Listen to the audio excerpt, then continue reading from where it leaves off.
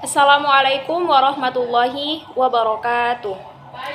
Perkenalkan, nama saya Sulistiani. Saya dari Prodi PAI, Fakultas Tarbiyah semester 3. Di sini saya akan menjelaskan desain pembelajaran Al-Qur'an hadis. Baik, adapun yang akan saya bahas di sini adalah kompetensi dasar, indikator, tujuan, materi, dan di akhir juga akan ada contoh kuis dalam pembelajaran. Nah, kita masuk kepada pembahasan yang pertama, yaitu kompetensi dasar. Kompetensi dasar yang akan dijalani para siswa adalah sebagai berikut.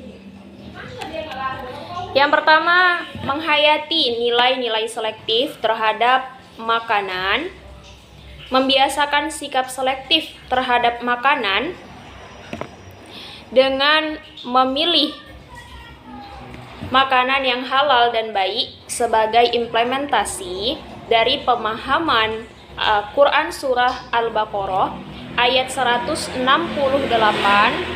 sampai dengan 169 dan ayat 172 sampai dengan 173. Dan dalam hadis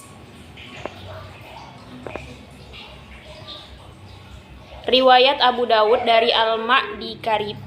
Nah, di situ kita juga memahami ayat-ayat Al-Quran dan hadis tentang makanan yang halal dan baik pada Quran Surah Al-Baqarah ayat 168 sampai dengan 169. Kemudian di Surah Al-Baqarah juga ayat 172 sampai dengan 173 dan hadis. Kemudian apa selanjutnya? Selanjutnya mendemonstrasikan hafalan dan arti perkata ayat Al-Quran dan hadis tentang makanan yang halal dan baik pada surah Al-Baqarah ayat 168 sampai 169 serta 172 sampai 173 dan hadis. Baik, selanjutnya kita masuk kepada indikator, yaitu indikator dalam materi makanan yang baik dan halal.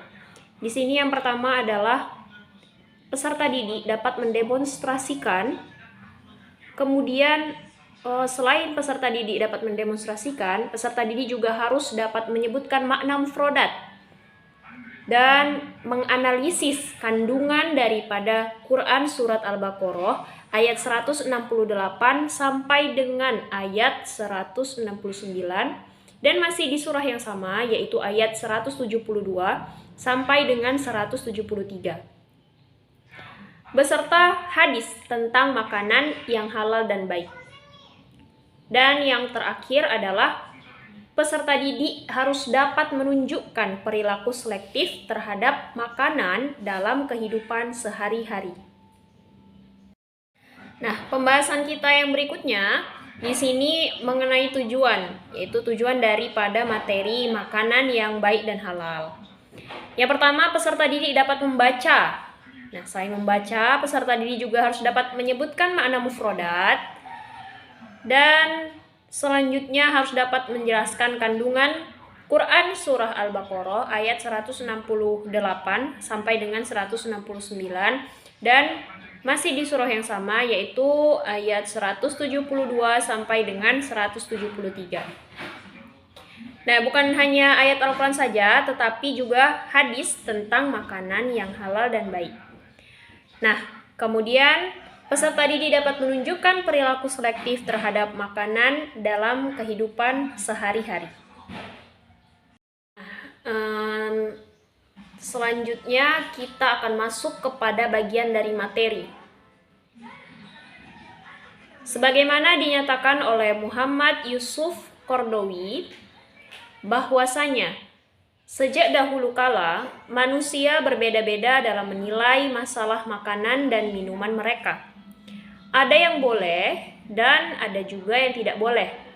Lebih-lebih dalam masalah makanan yang berupa binatang.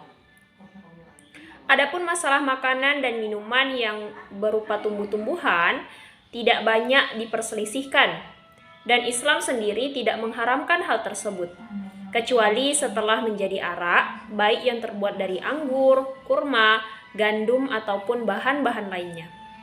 Selama benda-benda tersebut sudah mencapai kadar memabukkan. Nah, di sini saya juga memaparkan ayat Al-Quran tentang makanan yang halal dan baik dalam Islam. Islam datang sedangkan manusia masih dalam keadaan demikian dalam memandang masalah makanan berupa binatang. Islam berada di antara suatu faham kebebasan soal makanan dan ekstremis dalam soal larangan. Oleh karena itu, Islam kemudian mengumandangkan kepada segenap umat manusia dengan mengatakan, A'udzu billahi minasyaitonir rajim. Bismillahirrahmanirrahim.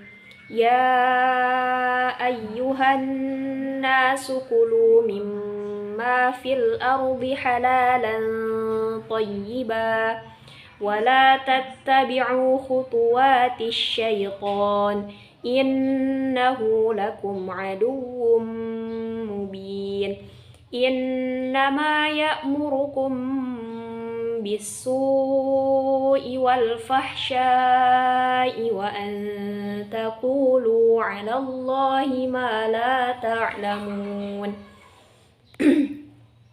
Yang artinya, wahai manusia, makanlah dari makanan yang halal dan baik yang terdapat di bumi. Dan janganlah kamu mengikuti langkah-langkah setan. Sungguh setan itu musuh yang nyata bagimu. Sesungguhnya, setan itu hanya menyuruh kamu agar berbuat jahat dan keji dan mengatakan apa yang kamu tidak ketahui tentang Allah. Quran Surah Al-Baqarah ayat 168 sampai dengan 169. Di sini Islam memanggil manusia supaya menyukai hidangan yang halal dan baik yang telah disediakan Allah kepada mereka, yaitu bumi lengkap dengan isinya, dan kiranya manusia tidak mengikuti kerajaan dan jejak syaitan yang telah menggoda manusia supaya mau mengharamkan sesuatu yang telah dihalalkan Allah, dan mengharamkan kebaikan-kebaikan yang dihalalkan Allah, dan syaitan juga menghendaki manusia supaya terjerumus ke dalam lembah kesesatan. Di sini kami juga mencantumkan hadis mengenai makanan yang halal dan baik. Selain tuntutan Al-Quran, ada juga sumber lain yang dijadikan rujukan untuk menetapkan keharaman makanan ataupun kehalalan makanan, yaitu sabda Rasulullah Shallallahu Alaihi Wasallam. Melalui beberapa hadisnya, beliau menginformasikan jenis makanan apa saja yang haram untuk dikonsumsi umat Islam. Di antaranya hadis berikut ini. Naha Rasulullah Shallallahu Alaihi Wasallam an luhumil humuril ahliyi Yauma Khaybar, rawahul Bukhari ani Ibnu Umar. Yang sekira artinya adalah Nabi melarang umatnya mengkonsumsi daging keledai peliharaan tepat ketika perang Khaybar terjadi. Hadis riwayat Al-Bukhari dari Ibnu Umar. Secara eksplisit, hadis ini menerangkan tentang keharaman mengkonsumsi daging peliharaan. Bisa jadi pengharaman ini disebabkan fungsi hewan ini sebagai alat transportasi penting yang dapat dimanfaatkan manusia dalam segala aktivitasnya. Mengingat hal ini tidaklah lazim bila hewan yang sedemikian berjasa membantu kegiatan manusia kemudian disembelih untuk dimakan.